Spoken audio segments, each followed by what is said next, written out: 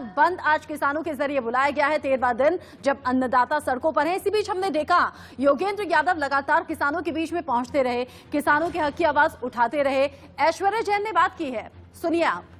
भर के अंदर ऑल इंडिया किसान संघर्ष कोऑर्डिनेशन कमेटी और तमाम किसान यूनियंस के द्वारा भारत बंद का आह्वान किया गया था, जिसको कई विपक्षी दलों ने भी सपोर्ट किया। मिला जुला असर देश भर में देखने को मिल रहा है। इस पर बातचीत करने के लिए योगेंद्र यादव जी हमारे साथ मौजूद हैं। आज का भारत बंद आप कह रहे हैं कि ये एक आवाज है और कहीं ना कहीं ये बंद दरवाजे खोलेगा किसानों के हितों के लिए।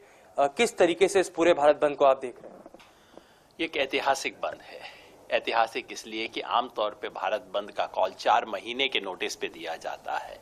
ये सिर्फ 4 दिन के नोटिस पे हुआ था। लोगों ने कहा पागल हो आप लोग जो सोचते हो कि 4 दिन में बंद करवा दो। ऐतिहासिक इसलिए है कि जिसे सरकार सिर्फ पंजाब और हरियाणा का मामला बता रही थी, वो आज तमिलनाडु से रिपोर्ट है, महाराष्ट्र से है, कर्नाटका से है, तेलंगाना, उड़ीसा, बंगाल, सब तरफ से रिपोर्ट आ रहा है कि बंद हो रहा है। ऐतिहासिक इसलिए भी है कि सिर्फ किसान खड़े नहीं हो रहे, किसान के साथ छोटा व्यापारी भी खड़ा हो रहा है, ट्रांसपोर्ट यूनियन खड़ी हो रही है, सफाई कर्मचारी खड़ा हो रहा है, उसके साथ अर्बन मिडिल क्लास खड़ी हो रही है। क्योंकि हर हिंदुस्तानी को कहीं ना कहीं उसके दिल में किसान है। कोई बंबई का चार्टेड अकाउंटेंट भी है तो उसे भी याद आता है कि उसके दादाजी आड़त की कभी दुकान किया करते थे।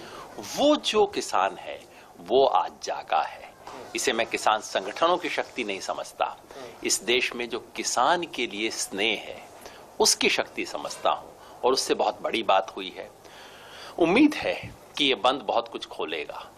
ये बंद सरकार की आंख खोलेगा जो सोचती थी कि सिर्फ पंजाब और हरियाणा के किसान हैं। ये बंद सरकार के कान भी खोलेगा, जिसे अब तक सुन नहीं रहा है कि किसान कह रहे हैं कि तीनों कानून निरस्त करो। अब तक सरकार को सुन नहीं पा रहा है। उम्मीद है वो खोलेगा, और उम्मीद है कि इसलिए ये बंद इस गतिरोध को भी खोलेगा। लगातार केंद्र सरकार, आज भी हमने देखा नरेंद्र सिंह तोमर ट्वीट पर कह रहे हैं कि कितना फायदेमंद कानून है, किसानों के हित का कानून है। उन्होंने अपने पूरे ट्वीट में कई जानकारियां दी। खुद प्रधानमंत्री नरेंद्र मोदी काशी से बोल चुके हैं, मन की बात में बोल चुके हैं कि ये फायदा पहुंचाएगा, लेकिन कहीं ना कहीं किसान अभी भी अडिग है। क्या जो बातचीत का दौर लगातार केंद्र सरकार और किसानों के बीच चल रहा है वो कहीं ना कहीं सुलझता हुआ आपको नहीं दिख रहा है? क्योंकि लगातार बैठकों का दौर है, कल भी एक बड़ी अहम बैठक होने वाली है। मैं हैरान हूं कि तोमर जी आज भी अपने मन की बात कह रहे हैं। दरअसल प्रधानमंत्री के मन की बात कह रहे हैं। बहुत हो गया, बहुत सुन लिया उनकी मन की बात। अब किसानों के मन की बात सुनने का वक्त आया है। नरेंद्र तोमर जी तय कर लें, या तो किसान बच्चे हैं जिनको लेक्चर की जरूरत है, फिर बातचीत क्यों कर रहे हो, जाके लेक्चर दो उनको। या किसान की कोई दुख है, तकलीफ है जो सच्ची है, तो फिर उसको आप सुधारो। सिर्फ भाषण देने से अब सरकार को बाज आ जाना चाहिए।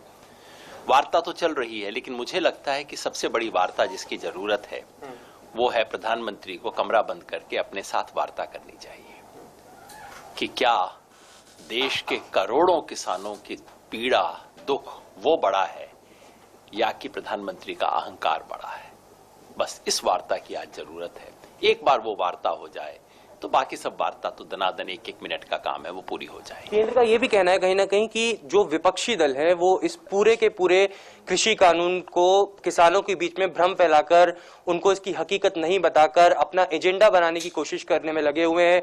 आप पर भी कहीं ना कहीं निशाना साधा गया कल, और कहा गया कि जो आपने पहले मंडियों के लिए बोला था, जो आपने पहले ट्वीट्स किए थे, आप वही अब दूसरी बातें बोल रहे हैं।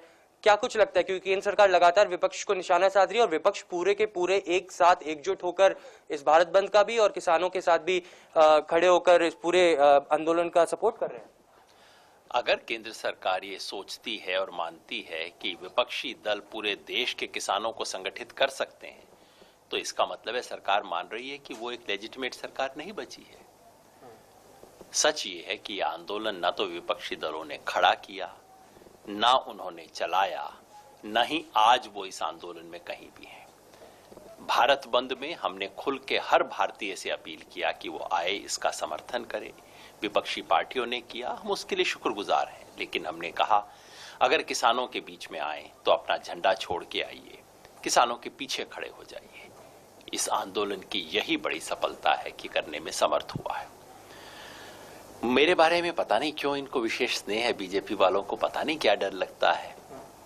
लॉ मिनिस्टर रविशंकर प्रसाद जी ने मेरा नाम लेके कल प्रेस कॉन्फ्रेंस में मुझसे पूछा कि 2017 में आपने एक ट्वीट किया था। इतनी रिसर्च करते हैं मेरे बारे में, मुझे बहुत अच्छा लगा।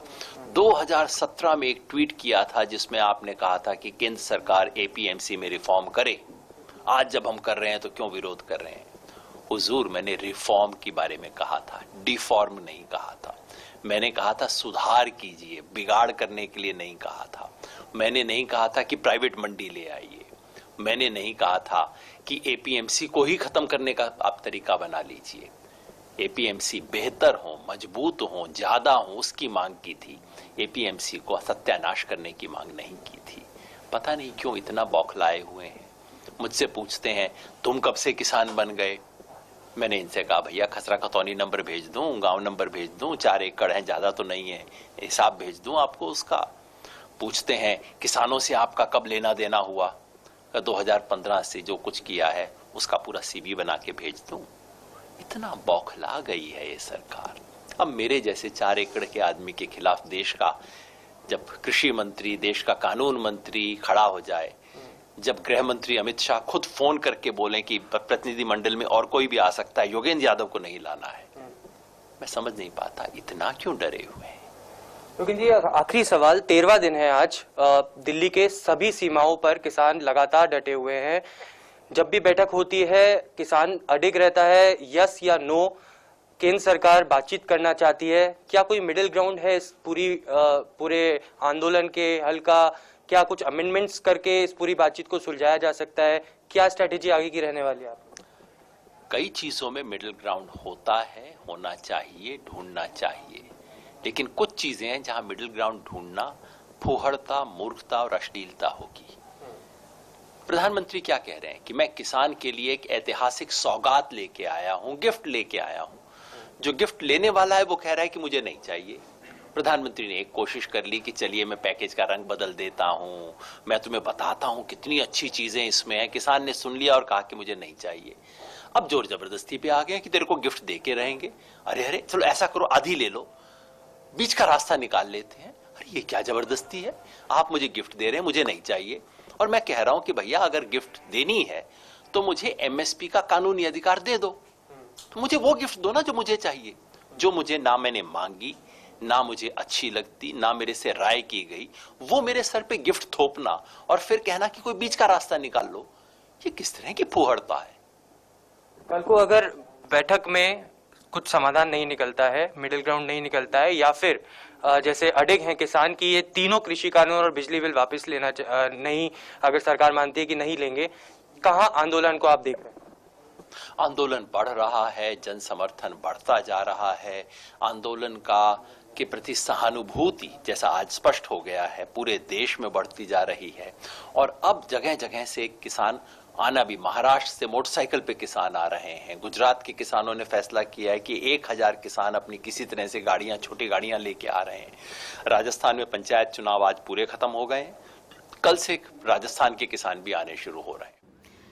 एक बार फिर से किसानों के हक की बात करते हुए और कहते हुए कि ये जो नया कृषि कानून है किसानों के हित में बिल्कुल नहीं है। सरकार को समाधान निकालना चाहिए और सरकार ही समाधान निकाल सकती है इस कानून